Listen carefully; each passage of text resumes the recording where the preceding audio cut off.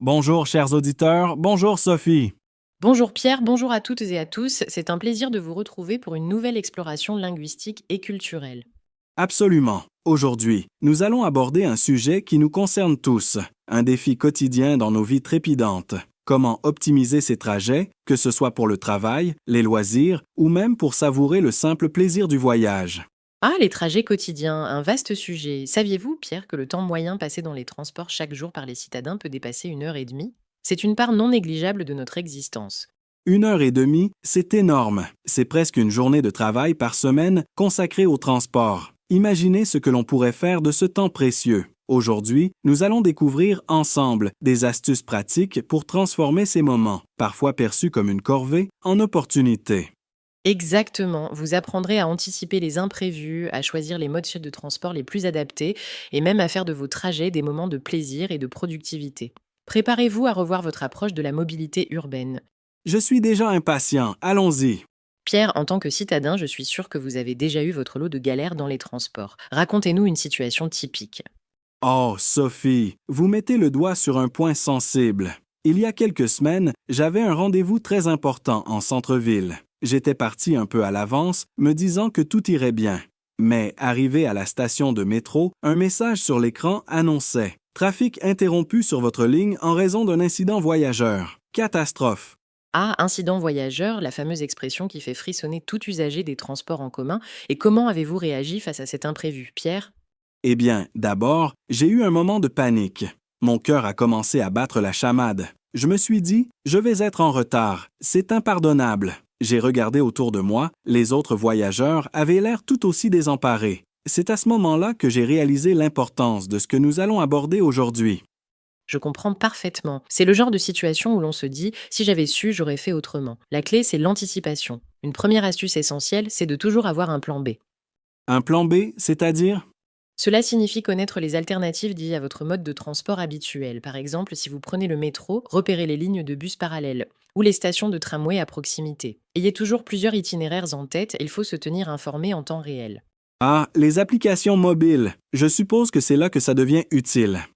Absolument, des applications comme Citymapper, Movit ou même les applications des régies de transport local sont de véritables alliés. Elles vous donnent des informations sur les perturbations, les retards et vous proposent souvent des itinéraires alternatifs en un clin d'œil. C'est un gain de temps considérable. Je dois avouer que je ne les consulte pas toujours avant de partir. Je suis un peu trop confiant parfois. C'est une erreur que beaucoup commettent. Une autre astuce pour l'imprévu justement, c'est de prévoir une marge de sécurité. Ne partez jamais au dernier moment, surtout pour un rendez-vous important. Un petit quart d'heure supplémentaire peut faire toute la différence. C'est ce qui m'a manqué ce jour-là. J'étais à la minute près. Mais au-delà des imprévus techniques, il y a aussi le confort du trajet. Je trouve que la qualité du trajet en elle-même est importante. Vous touchez là un point très français, Pierre. L'art de vivre ne s'arrête pas à la porte de chez soi.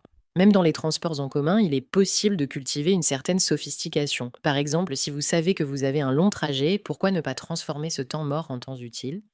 En temps utile, comment? Lire un livre, écouter un podcast. Tiens, comme celui-ci. Apprendre une langue, répondre à quelques mails, c'est une façon de ne pas subir le trajet mais de le maîtriser. C'est ce que nous appelons optimiser son temps de trajet.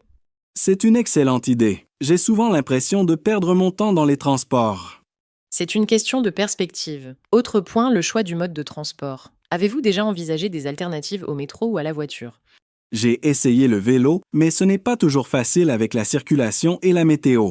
C'est vrai, mais pour des trajets plus courts ou si vous habitez en périphérie, le vélo, la trottinette électrique ou même la marche peuvent être des options très agréables. Non seulement c'est écologique, mais c'est aussi un excellent moyen de faire de l'exercice et de s'aérer l'esprit. La sensation de liberté est incomparable.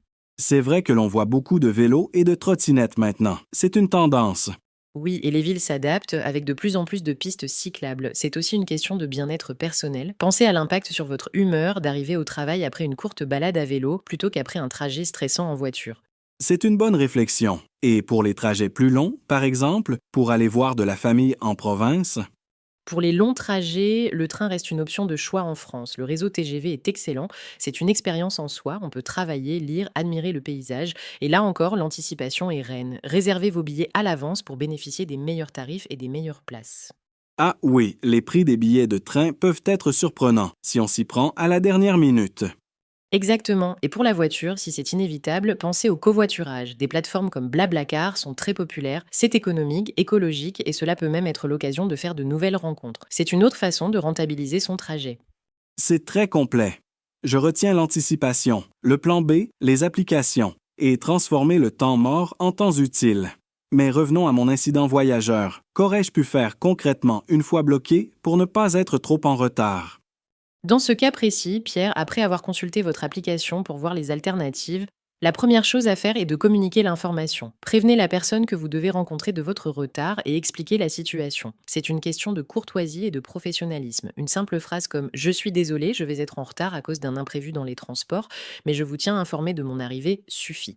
C'est vrai. J'ai eu le réflexe d'envoyer un message, mais j'étais tellement stressé que j'ai mis du temps à le faire. La transparence est toujours appréciée et si vous avez la possibilité et que l'attente se prolonge, pourquoi ne pas commencer à travailler sur votre téléphone ou votre tablette? Répondre à des mails importants, relire un dossier, c'est une manière proactive de gérer la situation. C'est une forme de maîtrise des imprévus. C'est un état d'esprit à adopter. Je crois que l'erreur que j'ai faite, c'est de subir la situation au lieu d'agir.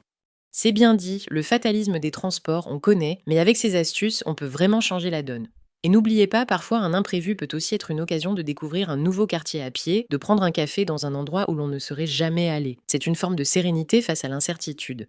C'est une perspective très philosophique, Sophie. J'aime beaucoup. Cela ajoute une touche de poésie à nos trajets quotidiens.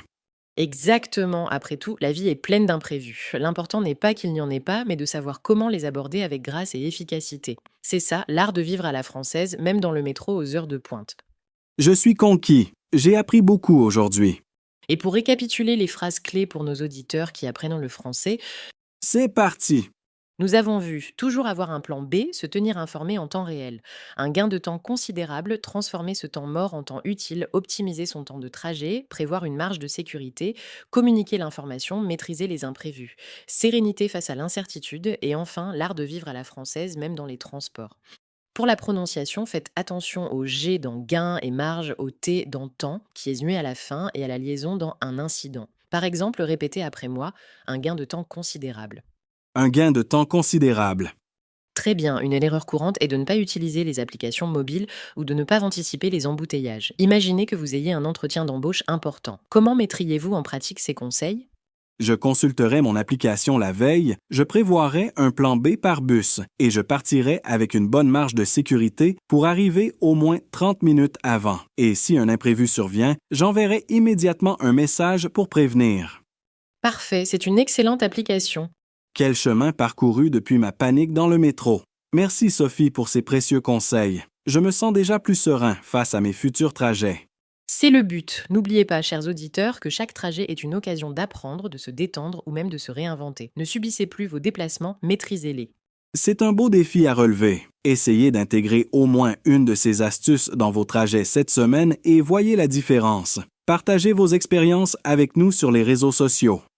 Nous serions ravis de vous lire. La semaine prochaine, nous aborderons un sujet tout aussi passionnant. La gastronomie française. Plus qu'un repas, une philosophie. Miam, ça promet d'être délicieux. D'ici là, prenez soin de vous et optimisez bien vos trajets. Au revoir et à très bientôt. À la prochaine!